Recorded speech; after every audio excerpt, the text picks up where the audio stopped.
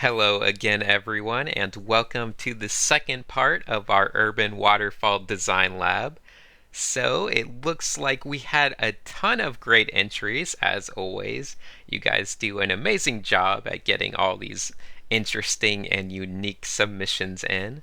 But I looked through them on stream, and I think I have picked out 10 interesting ones for you guys to vote on for the next part of our design lab, which is kind of the final part where I just mess with the winning design and we hopefully create some interesting video to watch.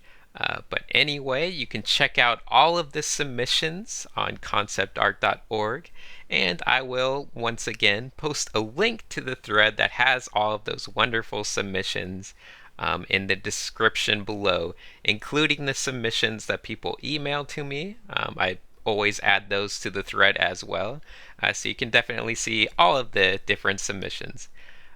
But anyway, I think that's about it for housekeeping. I guess I will mention that we will be doing the same voting method that we have been doing the previous two episodes, and that is for me to write comments in the YouTube comments below. I will write a comment for each of the 10 different entries, and then you can just give a thumbs up to any of the entries. Probably one, but you can obviously thumbs up as many as you want of the entries, and we will pick a kind of a winner. You could call it a winner, although this isn't exactly a contest. But we will pick an entry to be featured in the next part. All right, so let's hop right in and see the 10 that I have selected for this episode. First up, we have this fortress-looking entry by Linskij or Linskij. I'm not quite sure. But I really enjoyed this one as like a wide-angled shot of an urban waterfall. And I don't know if you would call it urban, but it's definitely like a city-type setting. And I think the premise is that this fortress here in the middle has waterfalls coming down on all sides, just as a deterrent from anyone from capturing this fortress or anything like that. But the main reason I love this one is just because while the fortress itself doesn't seem to represent any particular culture or historical tradition, it does look very familiar. So it does a great job at capturing the familiar and the unfamiliar, which is what good concept art is all about and good design is all about. Some of this foreground stuff, like this rock that's just kind of shooting off and pointing toward the fortress, might need some reworking, but that can always be done. Next up, we had some great entries by ROBBIEMCSWEENEY, and I decided to show you guys number one, which is just a very kind of, I guess it would be post-apocalyptic type setting. Definitely very city, very urban, but it also has the waterfall element that you can see, and it has that element of an overgrown kind of post-human industrial city setting. So I think it works out pretty well in that regard. And he also shows off a good example of using, I believe, photo textures to quickly do interesting and detailed looking concepts. So he definitely gave a nice presentation with those. Although I don't think the border around his image was necessary. It's a bit distracting. But anyway, next up we had a whole smorgasbord of thumbnail entries from Jay Lay, and a lot of them were actually kind of interesting to look at. He possibly kind of over represented himself just in the number of thumbnails he submitted. There were like, say 15 or so, when you probably just want to pick your best ones and kind of showcase those. But nonetheless, I enjoyed this one particularly because it's an interior looking shot. At least that's what I see in it. It's at least from my perception of it, it seems to be an interior shot of maybe a big building, maybe like a giant mall or some kind of structure. And you can see these waterfalls coming down like as you're looking up toward the ceiling of this big building. It feels very maybe fancier than the rest. It doesn't have to feel post-apocalyptic. This feels more like high society, high fashion, slightly futuristic. Next up, we had a ton of entries as well by Gregor Carey that were all very interesting and fun to look at. He did some that were value passes and some that were color passes, but I think I enjoyed this one with the train in it.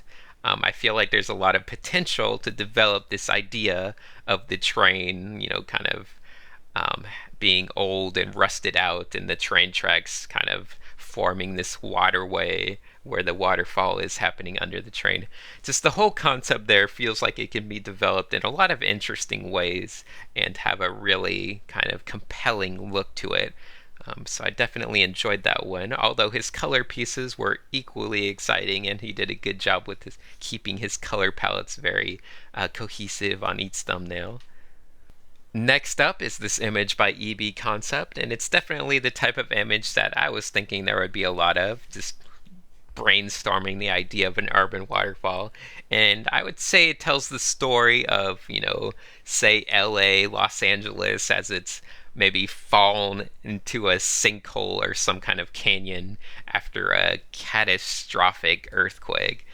So you can see it looks like there's like a canyon wall in the background with maybe where there once was the a river of some sort. Now it's just a giant waterfall, and all of the buildings and structures have just kind of fallen into waste. And but maybe there's a little bit of society coming through as well now that everything's been turned to jungle and is getting overgrown with nature once again.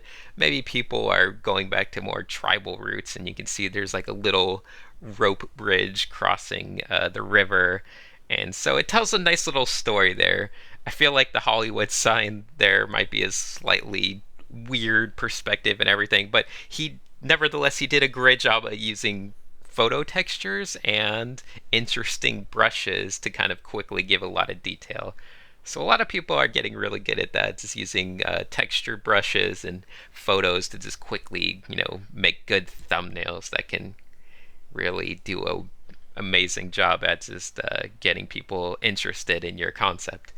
Okay, next up we have this beautiful image by Vince Biwer. I'm not quite sure how to say that. Vince Biwer. Biwer. I'm just butchering it. But anyway, this actually might be considered slightly too polished to be a thumbnail.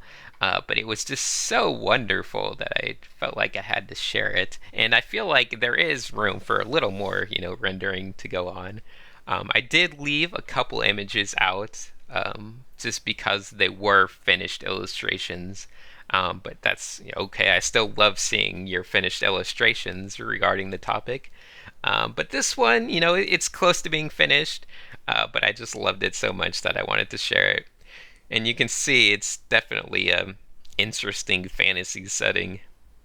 It captures the waterfall wonderfully on one side, and it also feels like there's multiple stages of waterfalls. You can kind of hint at them in the background, and even on the other side of this building, you can get the impression that it's once again a waterfall going down into a lower level, and you see that little airship hovering in the background, and just all kinds of wonderful details, and the colors are just wonderful.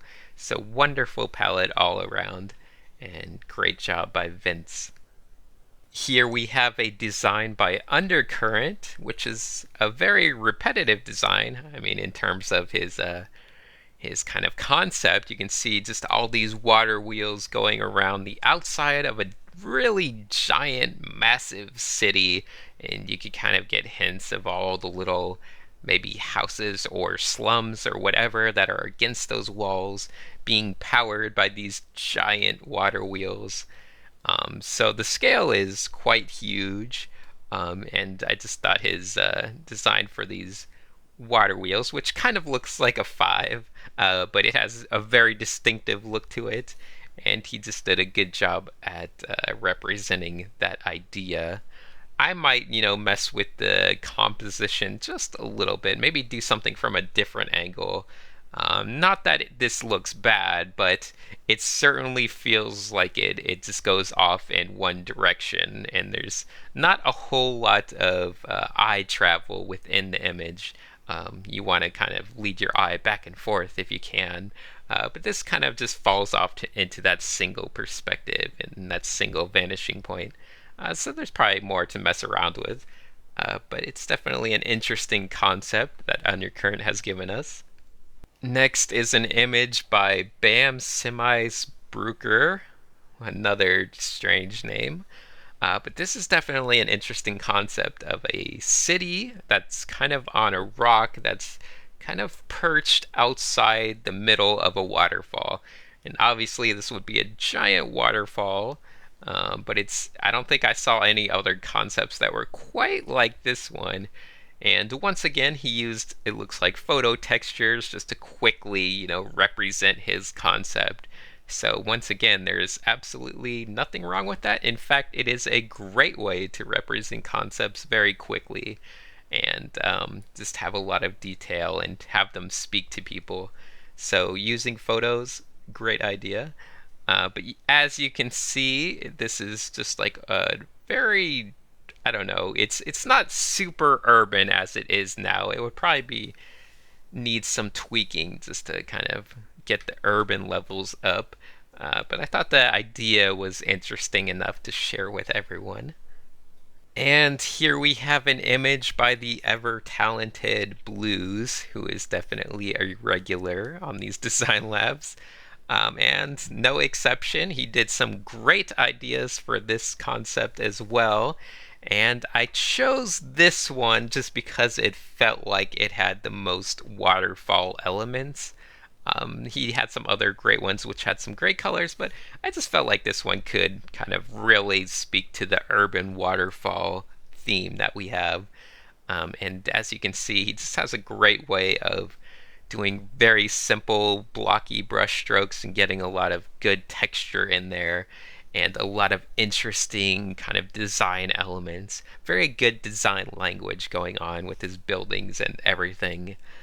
It has a very, I don't know, slightly European, slightly Mediterranean, just kind of very, very cultural feeling design. And I really enjoyed that. This railing in the foreground might have to be, I don't know, tweaked a little bit. Just the way it runs right into the corner of the page and just kind of takes your eye off and, off into the distance. That could probably be worked with a little bit, but otherwise, I enjoyed this concept. And next up, we have this image by DAVEBOY. It's a very colorful image. And it's kind of a weird looking little society that's kind of formed these little bubble pod kind of structures on the side of this waterfall.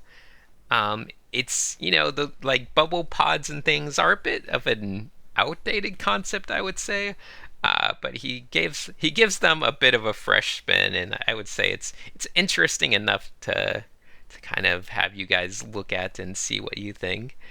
His little figure is a bit stiff and awkward there in the foreground, but that's fine. That's something that can easily be messed with. Obviously, those figures are for scale, and actually, I feel like they do a bit of a disservice to the scale in this one, because it makes it look like the building right next to the guy is a bit on the small side. But I think that might just be a illusion with his values being a bit too maybe even with the middle ground as they are in the foreground. But anyway, yeah, that character could use some work, and his kind of representation of scale can maybe use a little work. But overall, I just thought it was an interesting take on the concept. Once again, maybe not super urban, but differing concepts of the word urban are certainly encouraged, so that's good. So, I think that is our 10 entries for this episode. You can see I've compiled them all here together, and we have an interesting mix of designs and ideas. I tried my best to make sure they were all a little bit different in terms of what they were going for. and I hope you guys will enjoy some of them and like to see more and vote below for your favorites. I think that's about everything. Um, Once again, I just absolutely loved looking through all of the entries. And I know environments can be very intimidating. I think we had a bit less environments submissions than we have had for other things like characters and creatures.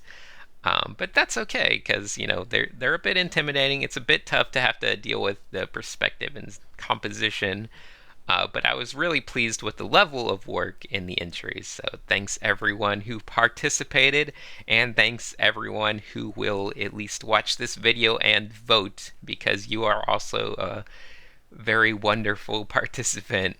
So I think that's about it. Hopefully I didn't forget anything. I probably did, but I think we will just end the video here.